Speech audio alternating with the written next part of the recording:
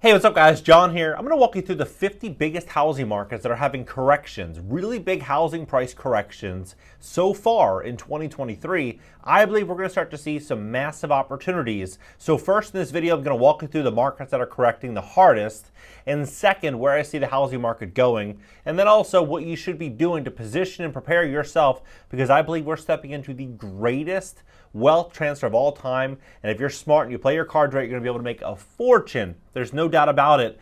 We're starting to see this great rug pull start to happen in this economy. Please hit the like button. Hit the like button. YouTube's going to share this content to educate more people about what's really going on. If you need help fixing your credit to get the best financing possible, we would love to help fix your credit at GreatCreditFast.com. That's GreatCreditFast.com. You can call us for a free consultation at 561-430-5900 or go to our website and you can schedule a time that works best for you. Take a look at this.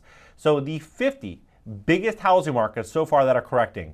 Number one, San Francisco, down 16.9% since the peak in 2022.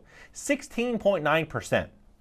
So, give or take, $1 million house, maybe that $1 million house now is, worth 830 grand, right? It's pretty crazy. San Jose, 16.4%. Seattle, 15.2% down. Phoenix, down 13.4%. Austin, down 13.5%. Vegas, down 11.9%. Now notice, many of these locations are locations where there are a lot of high-income earners that are making money online, tech jobs, Facebook. A lot of these locations are where people live that are earning, or that were earning a lot of money. Now we're already seeing massive layoffs inside of the tech space, so we're going to likely see these prices continue to fall in these markets. Sacramento, San Diego, so Sacramento's down 12%. San Diego now down 11.5%. LA down 10%. Salt Lake City down 9.4%. Denver down 10.4%. Riverside down 8.9%. Raleigh, North Carolina down almost 9%, 8.9%. Portland, Oregon 9.2% down. Nashville down 7.1%. Minneapolis down 7.4%. Dallas down 6.6%. Pittsburgh down 6.8%. Charlotte down 6%. Jacksonville down 6.4%. I mean, the trend is clear. Prices are going down. Prices are going down in most markets. Tampa, now only down 5.8%. It's kind of surprising given the fact that rents and property prices in Tampa have absolutely skyrocketed over the last 2 years. I believe that we're going to likely see more softening in Tampa. Buffalo down 6.5%. Atlanta down 5.6%. Washington, Boston, Columbus, New Orleans. I mean, you look at it, it's, even Milwaukee's down 6.1%. This is not in chronological order. Detroit down 4.7%. Columbus, 5.4%. Birmingham, 4%. Providence, 3.6%. Cleveland, 5%. I mean, this is really, really shocking to see how much this whole thing is playing out. But what I think is very likely going to happen here, it's very simple. They are saying this, while Biden celebrates a soft landing, the Fed's pal is worrying. President Joe Biden is traveling the country, touting the resilience of the economy and a remarkably booming job market. Well, I think a lot of people would question these job numbers. And would we say that this economy is booming and that the job market is booming? I see a lot of small businesses that I go and support. They have for hire signs on all their windows. They're looking for affordable labor. They're looking for help. A lot of them are not able to find it, right? You're seeing many people working second and third jobs. You're seeing a lot of people leaving the workforce. Unfortunately, a lot of people have left the workforce and are working online or working overseas, or they're moving, or they're doing other things.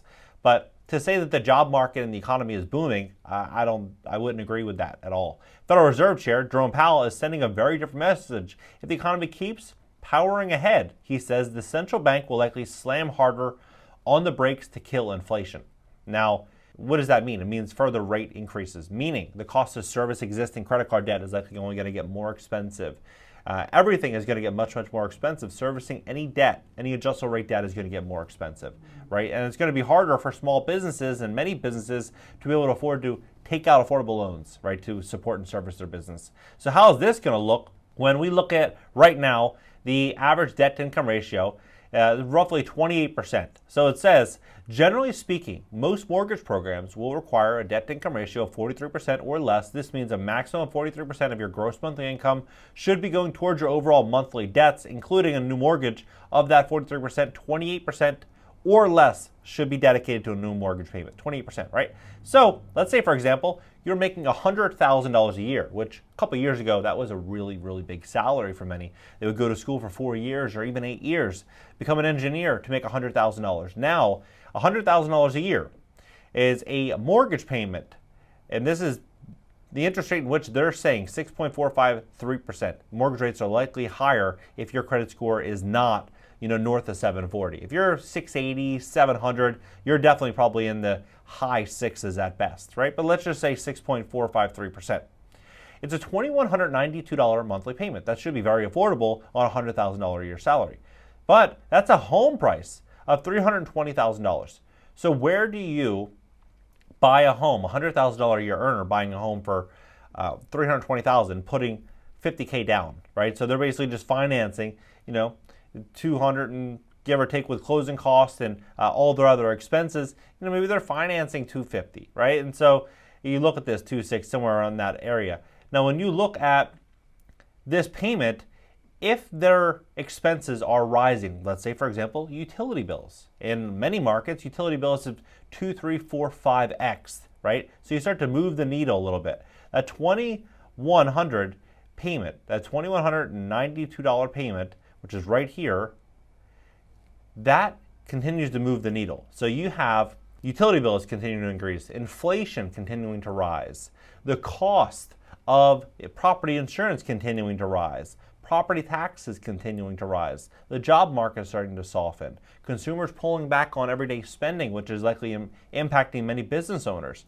Like, we're going to start to see, and then the interest rates rising to service existing debt. We're going to start to see people that get pushed further and further and further here. And so as their debt to income ratios start to change and interest rates rise, how do these homeowners that have equity in their properties, how do they pull money out to refinance these properties? Well, they're not going to be able to, because they won't qualify for the new financing. They won't be able to get these loans. And this is going to be a big problem. So what I think is very likely going to happen is we're going to start to see a lot of people that have really great, 3%, 3.5% mortgages that might have to become sellers if this situation continues to get worse. If we're reading the headlines in the news every week, some new story, some new crazy situation that they're putting in front of us, to me it signals that there's a lot more uncertainty ahead of us than there was in the past. I've said this, in 2020, I said 2021 will likely be worse than 2020. 2022 will likely be worse than 2021. 2023 is going to be worse than 2022. I think it's going to continue like that for the next year or two. I think things are likely, probably even longer, going to just get progressively worse. And so the people that are really feeling the pain right now, this party hasn't even really started. I think what we're going to start to see is, this real problem come with affordability. And I think we're going to see a lot of people selling their homes. So if you're thinking about investing in real estate, you're like, what, should I buy now? You would know the answer to that. If you have a really great deal that's 40, 50% below market value, you have some distressed seller that really wants to sell their property, or you have some type of unique situation, if the seller wants to sell the property, who are you to say no if it's a great deal, right? I think we're going to start to see a lot more of those conversations to be had, where there's going to be a seller that really wants to sell a property. And if you have the money and you're a ready, willing, and able buyer, and you want to go out there and invest in the property, and the seller wants to sell and you want to buy, then a deal can be had. And I think we're going to start to see many more sellers that want to sell than buyers that are actually available to buy these properties. I do think there's going to be hedge funds, private equity firms, a lot of deep-pocketed capital that is going to come from the sidelines and start pouncing on a lot of these deals. But I think there's going to be so many more deals to be had than can be acquired by a lot of these companies, at least in the short term.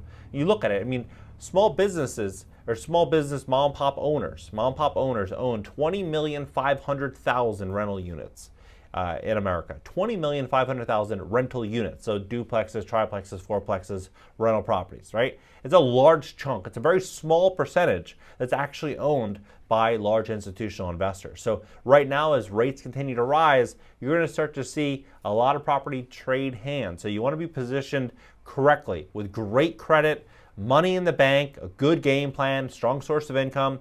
You want to start working on all these things now, because I think over the next 3 to 6 months, we're going to start to see interest rates rise and more fear start to come into this market, into this economy. But I'm curious as to what do you think about this? Drop your comments below. Hit the like button. Hit the like button. YouTube is going to share this content to educate more people about what's going on. Now, a lot of people might think, that's bad news, or this is, the reality is the facts are the facts. This is what's happening. The cost of living is going to rise. The cost to borrow money is going to rise. Job markets are going to change. Wealth is going to be transferring. You just have to ask yourself, where do you want to be in that wealth transfer, right? This is what's happening. Drop it below. If you need help fixing your credit, we would love to give you a free consultation. A free consultation, see if we can be of service to you to help you fix your credit score. Now, fixing your credit isn't something that happens overnight. This could take 3 months or maybe even 6 months, depending on your situation. And so if you do intend to invest in, say, 6 months or 9 months or 3 months, you want to invest in real estate, the time to start this journey is now. So you can be positioned in advance. And then when things start to present themselves to you, you're already ready, willing, and able to be that buyer and take down that really great deal. So the website is GreatCreditFast.com. The phone number is 561-430-5900. Subscribe here on my second channel, and also LinkedIn, Twitter, Instagram, and TikTok for short form content. You can find the links up in the banner. Catch you guys in the next video.